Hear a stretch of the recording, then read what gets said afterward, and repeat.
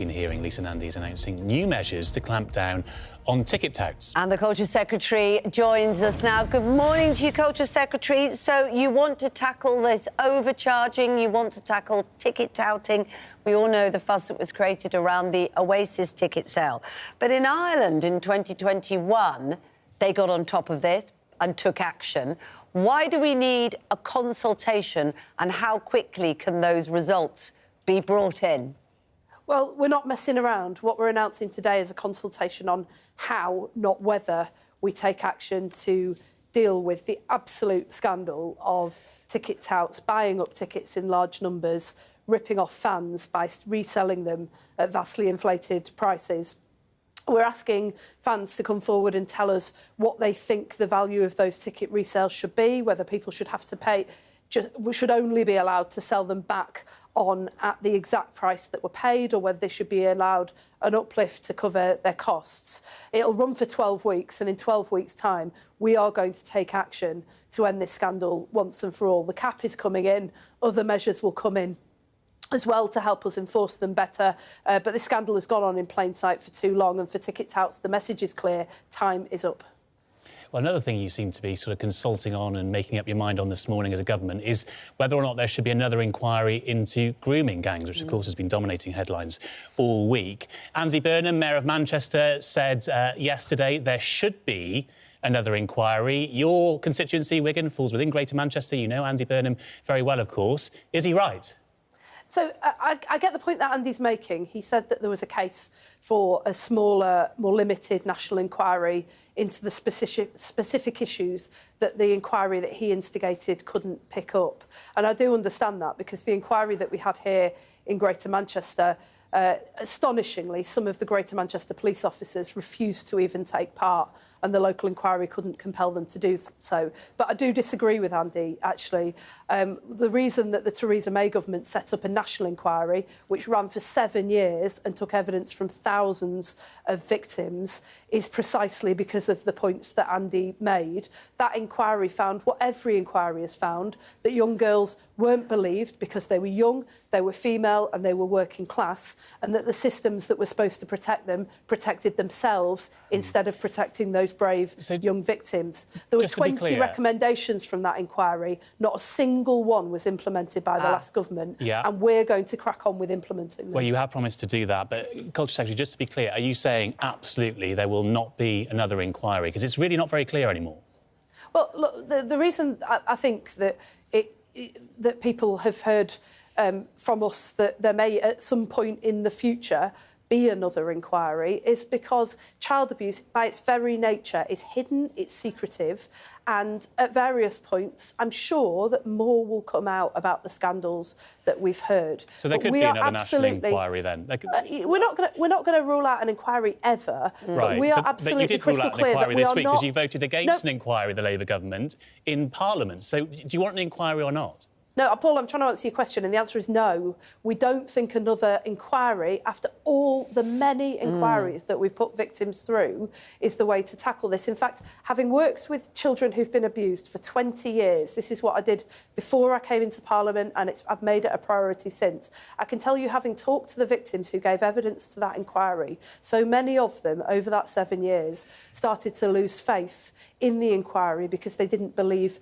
that anything concrete, real action would come out of it. We cannot possibly ask victims to go through that again when not one single one of those recommendations has been implemented. We've started this week. We've already passed measures to safeguard children in the House of Commons this week. We've got more planned in spring, and our message to those victims is that we understand that the time for action is long overdue, and we are acting. The time for talking is over. The time for action is now. So give me one concrete thing that people can see change in the next 6 months.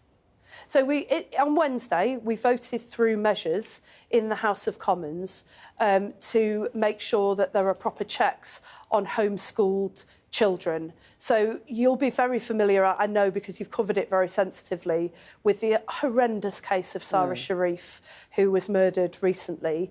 If those measures had been in place at the time, we believe they could have saved her life, and they will save measures in the future. That's one thing that we've already done. That's not really related to grooming and what you identified was the problem, which is youngsters not being believed. So in terms of that, if it doesn't need another full national inquiry to address the problems, what are you going to do to crack on with it?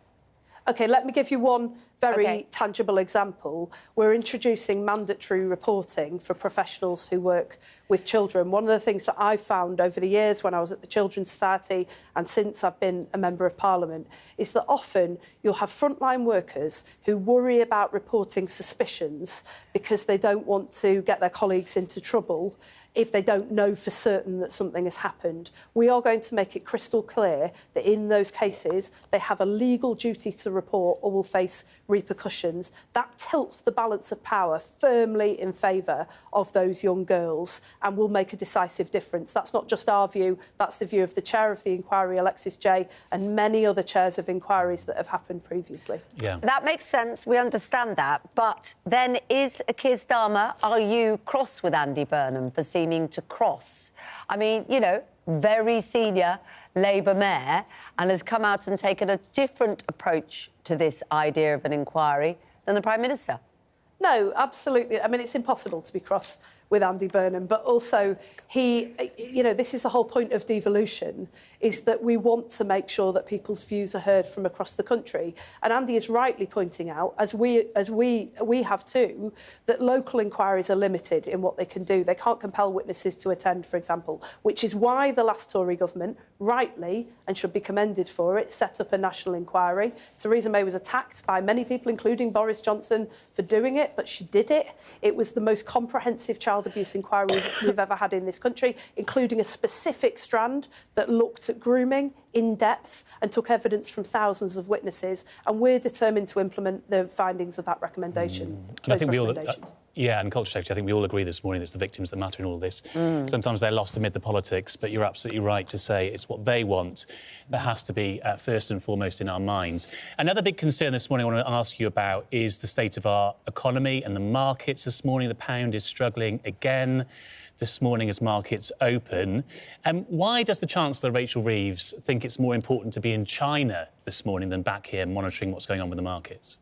Because China's the world's second largest economy, and what happens in China has a direct bearing on the lives of people in Wigan, in Sunderland, in Stockton, and right across this country. We have to be able to compete with the Chinese economy, and we also have to be able to collaborate with them on areas not just economic, but, you know, this morning you've been reporting that last year was the hottest year on record. We've got a serious challenge of tackling climate change that is directly affecting the lives of people here in the UK. We've just had the latest annual episode of flooding that is ruining people's lives, their homes and their businesses underwater.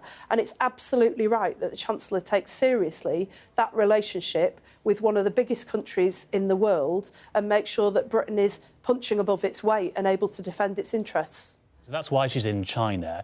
The Labour Party blamed Liz Truss full scale for the economic crash that took place on her watch. We've now got a similar jitter in the market, so some economists would argue it's not quite comparable. What happened under Liz Truss was very quick. What's happened under Labour is a lot slower. But nevertheless, bonds are rising. It all means it's more expensive for the government to borrow. So if you blamed Liz Truss, which you did, for the economic situation under her, do you take responsibility for what's happening in the markets now as a government? Look, ultimately, the responsibility for delivering higher living standards lies with us. That's the mandate we sought at the general election, and we are determined to deliver on that. But I think the comparison is for the birds. Liz Truss crashed the economy. There was nobody who thought that anybody other than her was to blame. And inflation reached 11%. It's now 2.6%. It had a massive impact on people's mortgages. People lost their homes, they had to move house, they lost their mortgages that had been agreed, their forever homes, their family homes, and they're still paying the price now. What we've seen in the last few days is fluctuations in rates that are a global phenomenon. They've affected many economies, not just our own, but most notably the United States. But we are confident that we're still on track, not just to stabilise the economy, but to grow the economy for the first time in a very long time. The OECD says that the UK is on track to become the fastest growing economy in Europe. Yeah. That's one of the reasons why it's absolutely right that the Chancellor is in China today. And also, we understand Liz Truss is taking legal action to get the Prime Minister to stop criticising. Doesn't sound like that's going to happen or bear fruit. Talking of criticism, though, Elon Musk. It feels like every day that goes by, he ups the game in targeting the government. He's got Keir Starmer in his sights. Can you hold the line of not engaging? What will happen when he takes up a key role in government after Trump kind of is inaugurated? What do you do about it? Are you concerned? Well, of course, we'll work closely with the US administration under President Trump, with key representatives, including Elon Musk. Of course we will. This country has always done that under successive presidents and prime ministers of different parties on both sides of the Atlantic. While he's saying the things he does about the Prime Minister every day, constantly on X? Well, I don't know. I don't spend time on X anymore, and it's vastly improved my mental health as well as my ability to understand what really matters to the country. He's free to say what he likes, of course he is, as is anybody on social media, as long as it's not harmful to others. But our job is not to represent Elon Musk or social media. Our job is to deliver for people in this country. And what is happening in the real world right now is that people have had over a decade of languishing on NHS waiting lists, lying awake worrying about family members, crisis in social care, real struggles with the cost of living, and, of course, the Grooming Gangs scandal that's been going on for a long time that we are determined to put measures in place to tackle. That's our job. Our job is not to spend time on social media. OK, well, good to hear from a government minister that they aren't just scrolling on social media. Culture Secretary, thank you so much for your time this morning.